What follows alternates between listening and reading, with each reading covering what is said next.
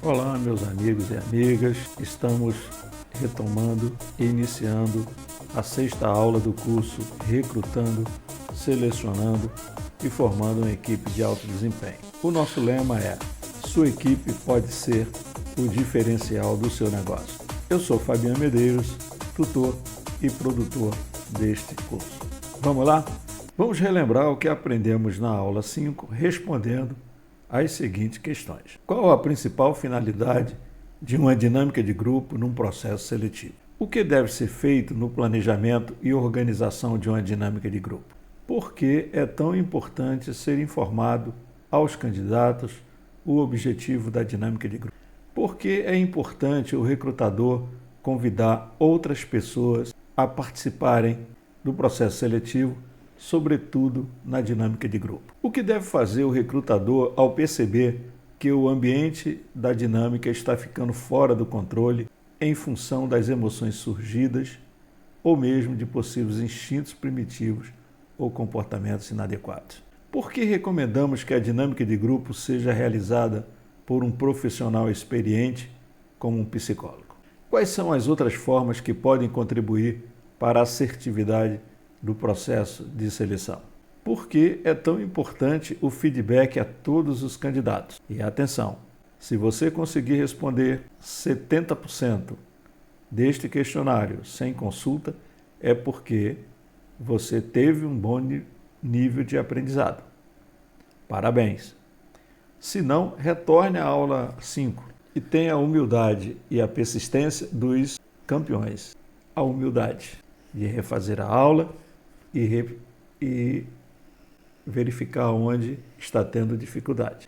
Lembre-se que o cérebro é um músculo que pode ser e deve ser desenvolvido. Agora é hora de escolher o candidato mais indicado para a vaga. Apenas uma observação que eu queria fazer é que muitas vezes o chefe imediato ele não participa nem das entrevistas, nem da dinâmica de grupo, sendo necessário uma entrevista final com pelo menos 3 candidatos escolhidos. Não é o ideal é ele participar no processo, durante o processo, mas se for necessário, se faz dessa maneira.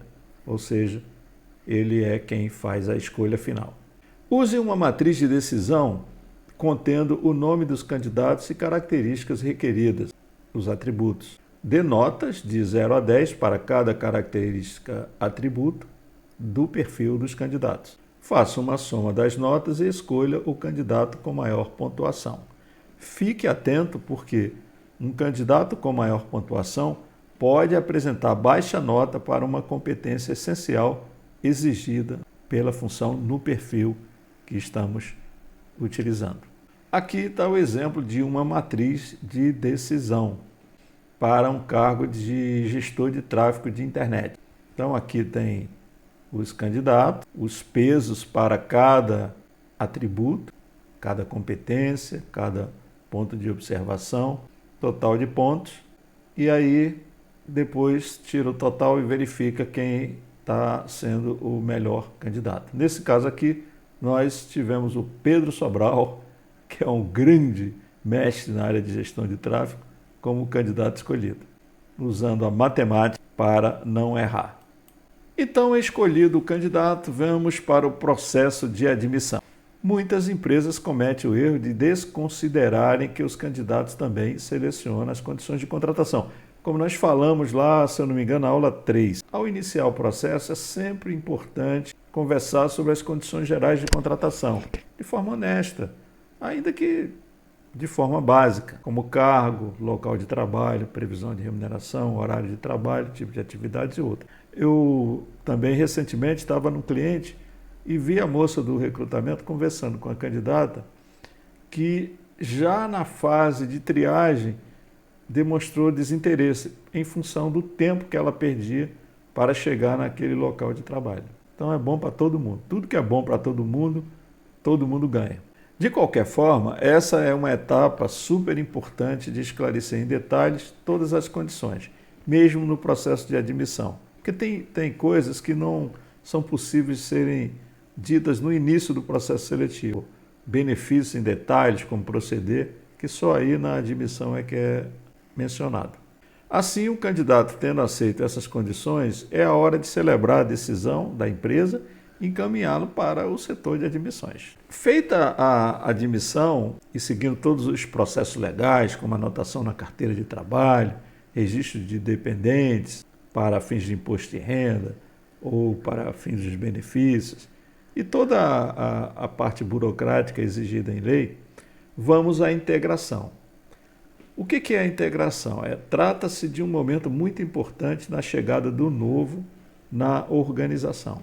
A falta de uma boa integração é fonte da maioria dos problemas de adaptação dos novos. Quanto mais importante o profissional na organização, mais completa e complexa deverá ser a integração. É responsabilidade de todos por uma boa integração, mas, sobretudo, do chefe imediato, e deve receber o novo com muita atenção e muita dedicação. O que o novo colaborador precisa saber? A história da empresa, mercado onde atua e quais são os seus principais produtos e serviços, qual é a cultura predominante da empresa, as principais regras de funcionamento da empresa. Muitas vezes, há muitas empresas com código de ética, então é distribuído um livrinho. Ratificar as condições de contratação, remuneração, inclusive variáveis se tiver, benefícios, como acessá-los e outros aspectos relevantes. Quem é a equipe de trabalho, o seu chefe imediato, quais são as suas principais responsabilidades e metas, como é feita a avaliação de desempenho, principais oportunidades dentro da empresa, como será o seu treinamento, on the job, o treinamento prático, né? Nas novas atribuições, e o formal, se necessário, por exemplo, técnica de vendas para vendedores. Como pode ser feita a integração? Individual, presencial ou online. Um profissional designado pela empresa seguirá todos os passos anteriores até que todo o processo seja concluído. A outra forma de integração é em grupo presencial ou online. O profissional designado pela empresa fará o repasse em grupo para a equipe de novos até que todo o processo seja concluído. Muitas empresas ou organizações têm um volume grande de admissões e torna-se mais produtivo fazer a integração coletiva. Muito embora, a parte individual fica por conta do chefe imediato e seu departamento. O chefe imediato tem um papel fundamental na adaptação do novo colaborador, se não vejamos. Aliás, a participação do chefe imediato, conforme nós já falamos anteriormente, deveria ser fundamental em todo o processo de recrutamento e seleção. É o que é muito recomendável, porque o processo de recrutamento e seleção, conforme a gente fala, é muito parecido com a construção de um bolo. Se você não tiver os cuidados, o bolo vai ficar queimado ou não vai prosperar. O chefe imediato deve acompanhar todo o processo de integração, sobretudo no treinamento das responsabilidades a serem desempenhadas. Ele não pode esquecer que o novo tem um período de maturidade, por isso existe o período de experiência. Como tudo na vida, o novo vai se soltando gradativamente, até atingir a plena maturidade na função. Dar o feedback e as orientações constantes é uma prática para fortalecer ou mudar o rumo do desempenho do novo. Fazer avaliação de desempenho, perfil e atuação técnica aos 40 dias e aos 85 dias para decidir pela continuidade ou não do novo colaborador. Isso pode evitar custos de rescisão após o período de experiência, se for feito o desligamento depois da experiência. Em caso de insucesso do novo colaborador, é importante que o chefe imediato analise as causas e implemente medidas corretivas para os próximos processos e comunicar com a equipe sobre o sucesso ou insucesso daquela admissão. Conforme nós acabamos de falar, todo o processo é como a fabricação de um bolo. Se alguma atividade deixar de ser feita ou seguida, o bolo pode sair sem qualidade, queimado, por exemplo. É isso que a sua empresa deseja? Claro que não, em função de vários motivos. Um deles, a empresa pode estar precisando da mão de obra para impulsionar os seus negócios e a demora traz prejuízos, a demora da contratação. O custo de recrutar, selecionar, admitir, integrar e treinar é um dos mais custosos dentro de uma organização. Por isso, falhar nesse processo é gerar prejuízos. O recrutador e o chefe imediato precisam ter isso muito claro em suas mentes. Aconteceu comigo e eu quero fazer um depoimento. Eu já tinha mais de 20 anos de experiência, na maioria em cargos de comando, e fui contratado para trabalhar numa empresa multinacional. Excelente reputação, muito antiga e com uma grande reputação em nível mundial. Infelizmente, o processo de contratação e admissão foi muito conturbado, porque eu não tive sequer tempo de fazer a integração, sem conhecer a cultura, sem conhecer a empresa. E os meus superiores, eu não falo nem por maldade, eu acho que foi a situação. Eles passaram a me tratar como se eu tivesse que sair jogando, tira de um time, entra no outro e sai jogando. E, infelizmente, não tendo sido feitos esses cuidados, por mais que eu fosse experiente e estivesse tentando ao máximo, eu encontrei muitas dificuldades. E a minha adaptação a essa empresa foi muito difícil. Eu pensava, inclusive, em sair, pedir demissão. Porque também estava em jogo a minha reputação, né? Quer dizer, era muita coisa que eu tinha que tocar, transformar, e teve uma hora que eu senti que eu não estava dando conta. Eu terminei sobrevivendo, eu não fugi, eu terminei sobrevivendo, mas ficaram muitas marcas negativas na minha mente mesmo, né? E depois de quase 3 anos eu preferi migrar para outra empresa.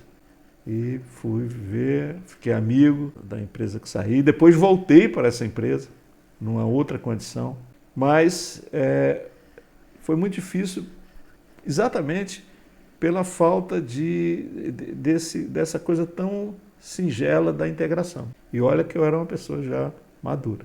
No meu curso Liderança que Transforma, eu falo de uma técnica chamada liderança situacional, que ela aborda muito isso, né? Quer dizer, quando você chega numa organização, o seu nível de maturidade, ele volta a quase zero.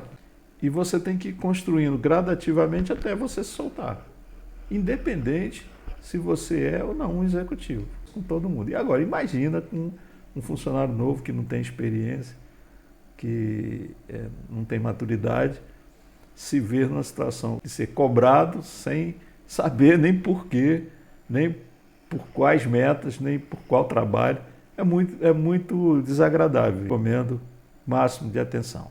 Meus amigos, um bom processo de recrutamento, seleção, integração e treinamento é uma das etapas para a construção de uma equipe de alto desempenho, mas não é a única. A liderança, o ambiente de trabalho positivo, que a gente costuma chamar de clima organizacional, o oferecimento de oportunidades internas, o reconhecimento e recompensa por um trabalho de qualidade, também são algumas das atividades complementares muito relevantes. Agora a bola está com vocês. Que você tenha muito sucesso e não deixe de participar da nossa rede de educação e prosperidade. Aqui o meu site, www.fmabr.com, e-mail, WhatsApp, Instagram e o meu canal no YouTube, Educação e Prosperidade. Meus queridos e queridas alunos, foi um prazer enorme ter convivido com vocês durante esse período. Estamos encerrando o curso. Todas as dúvidas que ainda persistirem, vocês deverão fazer através desses canais. E também o certificado, que quem vai acessar o curso pela plataforma Simpla, que é onde ele está disponibilizado, receberá automaticamente se obtiver mais de 70% do nível de desempenho no aprendizado. Tem um teste. Quem vai assistir o curso presencial ou no meu canal de Educação e Prosperidade vai ter que me solicitar e eu vou ter que aplicar o teste. Um grande abraço a todos vocês e até a próxima oportunidade.